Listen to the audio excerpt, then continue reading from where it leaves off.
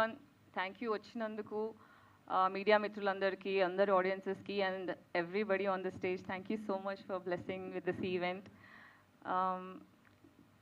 హేమంత్ గారు నాకు just audition కూడా తీసుకోలేదు, జస్ట్ కాస్టింగ్ చేశారు. ఏదోలే అని స్టార్ట్ చేసాము. బట్ షూట్ స్టార్ట్ అయిన తర్వాత the kind of dedication have seen. అంటే ఫస్ట్ టైం ఫిల్మ్ మేకర్ అంటే ఎవరికి బేసిక్గా నమ్మకం ఉండదు.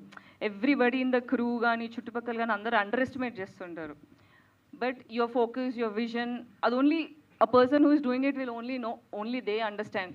సో ఆ విజన్ని చూడగలిగి సపోర్ట్ చేసే యాక్టర్స్ చుట్టుముట్టుంటే that's another relief for the director. అలా మా బ్రో కూడా మస్తు సపోర్ట్ చేశారు. Very happy person. It was very amazing working with you. It was an amazing experience. అంటే ఏదో సినిమా చేద్దాంలే, మొత్తం స్టోరీ కూడా లేదు ఫర్ అ ఫ్యాక్ట్ సినిమా నేను ఒప్పుకున్నప్పుడు. బట్ దెన్ సినిమా చేస్తున్న కొద్దీ ఐ థరోలీ ఎంజాయ్డ్. మా హీరోయిన్ రాలేదు ఇవాళ, ఐ మిస్ హర్.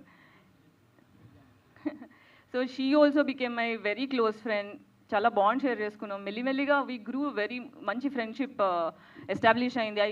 హేమంత్ గారి నేను బ్రోగా I look up to him and it was amazing working with you అండి. And also yeah, Sanatana Dharmam పాయింట్కి వస్తే I'm also huge preacher of Sanatana Dharma. ధర్మం కోసం నిల్చోవడానికి ఎప్పుడు అడ్వకేట్ చేస్తుంటాను.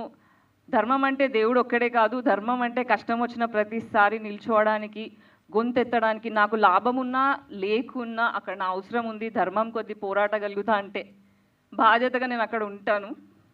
దానికి నన్ను చాలామంది ప్రేమిస్తారు, హేట్ చేస్తారు, అది secondary. But yeah, thank you so much. ఈ సినిమా సక్సెస్ అవ్వాలని, బాక్స్ ఆఫీస్ బద్దలు కొట్టి ఫుల్ డబ్బులు రావాలని, ఇంకా చాలా సినిమాలు చేయాలని, అందులో నన్ను మళ్ళీ క్యాచ్ చేసుకోవాలని కోరుకుంటున్నాను. Thank you so much.